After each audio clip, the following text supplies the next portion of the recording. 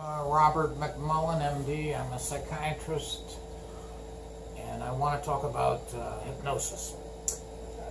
I've been practicing over 3 decades, and I've sort of specialized in psychopharmacology for treatment-resistant depression, schizoaffective disorder, anxiety disorders, schizophrenia, and in recent years I've added TMS, transcranial magnetic stimulation. I trained at Columbia in psychiatry, and prior to that I went to Georgetown Medical School. Hypnosis is very interesting. I've done a lot of it. It doesn't really help depression, unless there's some new research I don't know about. However, it does seem to me, if somebody were highly hypnotizable, their ability to do that could be integrated into cognitive behavioral therapy to reinforce positive thinkings about themselves, especially when they start having negative ruminations, period.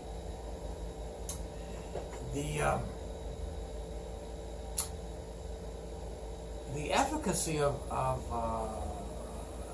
hypnosis has never seemed to me to be very good for treating anything except pain, unless there's new literature I don't know about. There's a certain percentage of the population, maybe 1%, maybe 5%, that are fairly hypnotizable. One easy way to screen for it is if people have a high eye roll. If they look up as high as they can and then close their eyes while trying to look up, and their eye almost disappears or disappears like mine does, I'm moderately hypnotizable, then it's a good chance that they're hypnotizable. One of the most useful things I've found with hypnosis is in deciding whether somebody's delusional and psychotic or not. If they're hypnotizable, then they really are not, they can't have schizophrenia, and it's almost certain that they're not psychotic. You have to have a very clear mind and be able to concentrate well in order to do a hypnotizability test and come out positive on it.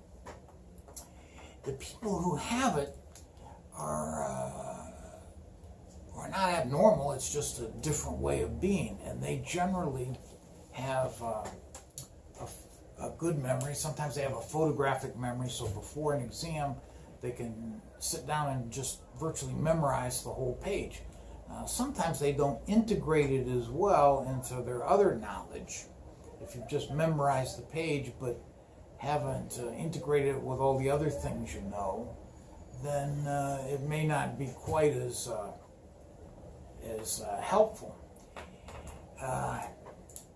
They also usually are very good actors or actresses. If you're highly hypnotizable and you were in a high school play, you were probably surprisingly good, that everybody was surprised at how good an actress or actor you were. People who are totally non-hypnotizable are often very wooden in their acting. They just can't take on another personality. People that are hypnotizable can focus very well on something, such as a play. Say they're in a movie theater or a play, and they get so focused on the action that it's as if they're there. And then when the screen closes, for a minute they're surprised and they have to say, where am I? Who am I with? That they've actually, it's as if they were there. They have a very vivid imagination, so they can have much more entertaining fantasies than some of the rest of us. and they can be much more creative, perhaps because of this ability. They also have an increased emotional range. If you think of some actors and actresses, how even when they're not acting or something, they can just be more animated and have more intensity about how they talk and what they're talking about, what they're feeling. And they can also tolerate pain better, and this is probably because they can sort of disassociate that part of the body from themselves and just block it out. Hypnosis works pretty well for women in labor. If they're hypnotizable, you can have them imagine a different type of sensation and reduce their pain.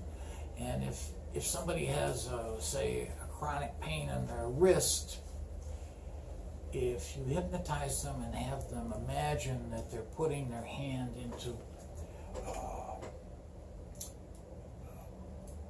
pail of cold water and that their hand is beginning to feel tingly and numb, often you can reduce their pain a lot. You're changing the sensation from one of pain into a different sensation that's more tolerable.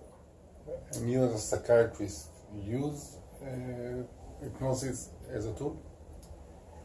I don't use it very much. I used to use it to help people stop smoking, but one of my friends that I used it on 35 years ago, years later he told me, actually he told me he stopped just so I would feel better, but he actually didn't stop smoking.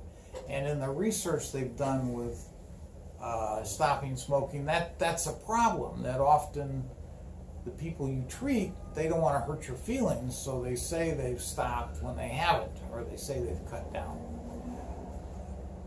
One thing I do use it frequently for is when I'm a little puzzled about what's going on, and if somebody seems really ill and emotional,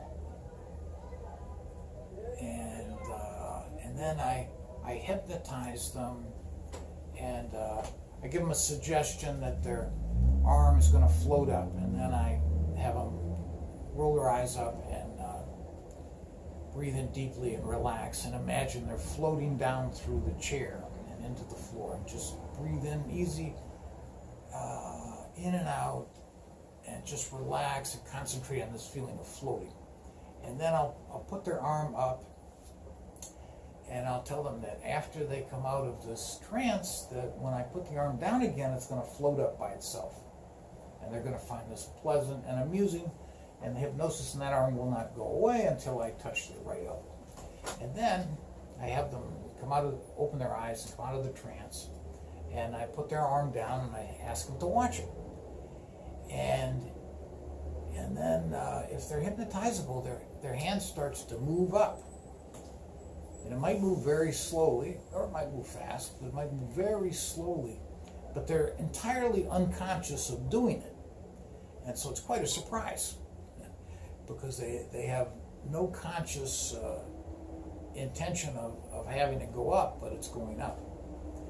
And then when that happens, then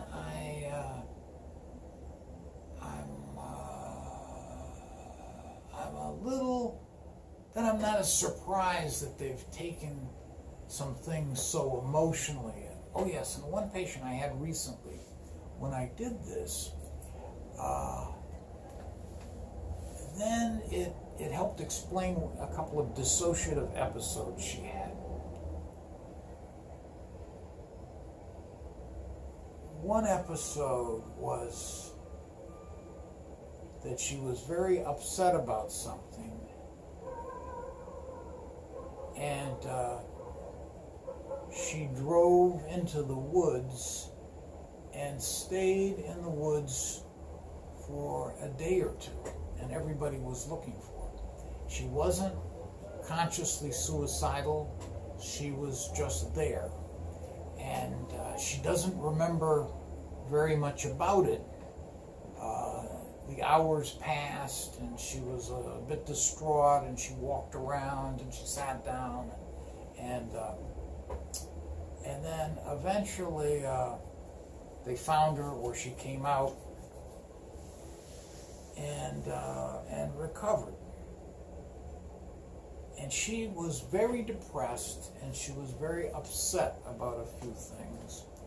And then this dissociative episode sometimes happens in circumstances like that. For example, a more common example is a patient I knew once who had some major argument with her husband, and then 2 or 3 hours later she finds herself in a coffee shop, and she's in her nightgown drinking coffee, and she has no memory of how she got there. But she actually went out and got in the car and drove around a little and went to this coffee shop and sat down. And that's a dissociative episode, that they were dissociated from time and place and don't remember the time going past and don't remember most of what happened of how they got there. And people that are hypnotizable are much more able to have that type of experience. And then it explains that type of experience a little bit. So, and if they're hypnotizable, then I know it perhaps wasn't a psychotic episode. It wasn't perhaps as bad as one might imagine, because they're more able to have these things. In a way, it can be looked upon as a gift, because you can't become a famous actor or actress unless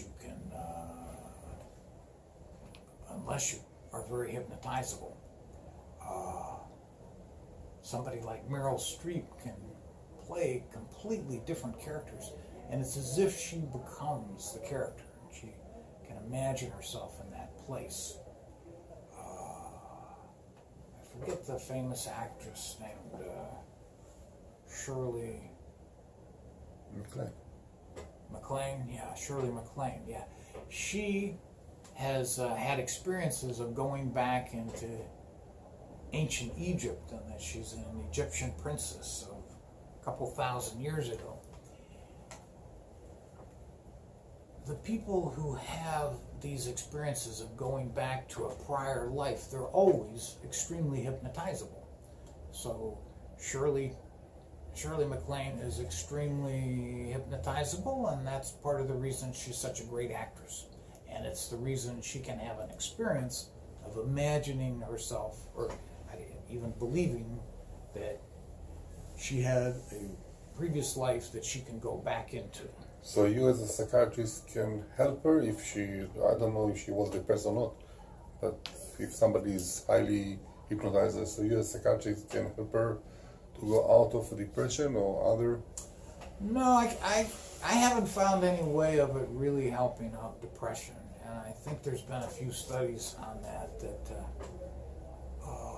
I haven't found a way. Now, I think perhaps the cognitive behavioral therapists, that they might be able to use it somehow, and they're trying to change your cognition about yourself, that you could put yourself, roll your eyes up, take a deep breath, and float, and put yourself in a trance, and then to say to yourself true things about yourself, about the fact that people do like you, and you have friends, and your low self-esteem thoughts of feeling I'm all alone in the world, nobody likes me, I'm unattractive, I'm not smart, that might help counter those negative thoughts. I'm not sure. But anyway, it's an interesting phenomenon, and I find it mainly helpful in just telling me something about somebody's personality. Thank you very much, Doctor.